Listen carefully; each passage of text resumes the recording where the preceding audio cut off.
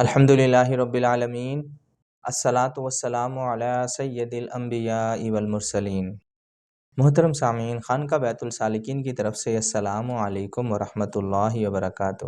محترم سامعین، آج جو ہم نے بات کرنی ہے وقت پر کرنی ہے۔ وقت جو ہے اس کی ترتیب دینا یہ بہت ضروری ہے۔ مثال کے طور پر جیسے سحری کا وقت ہے، اس میں ہم نے سب سے پہلے کیا کرنا ہے؟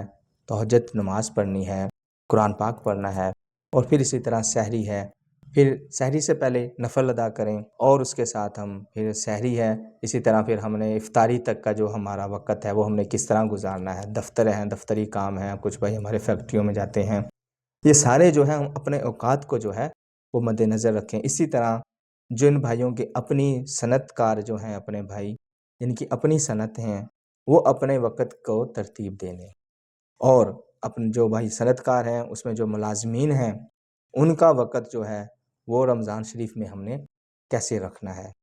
اور اسی طرح رمضان شریف میں زیادہ سے زیادہ کوشش کریں اپنے ملازمین سے نرمی برتیں، وزنی کام، مشکل کام ان سے نہ کروائیں۔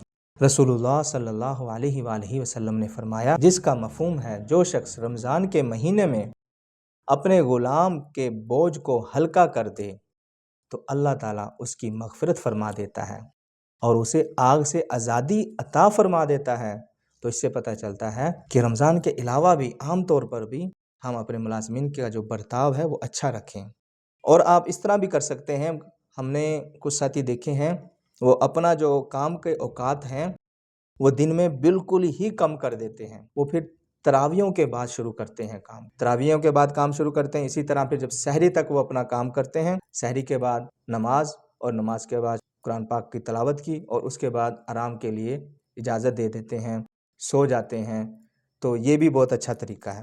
جو جن کے لیے ایزی ہے، آسانی ہے، وہ یہ بھی اپنا سکتے ہیں کہ دن میں جو اپنے کارخانے وغیرہ ہیں ان کے ملازمین کو ریسٹ دی جائے اور رات کو کام کیا جائے، کیونکہ روزہ ہوتا ہے، جتنی بھی زیادہ نرمی ہوگی اتنا ہی زیادہ اللہ تعالیٰ ثواب عطا فرمائیں گے۔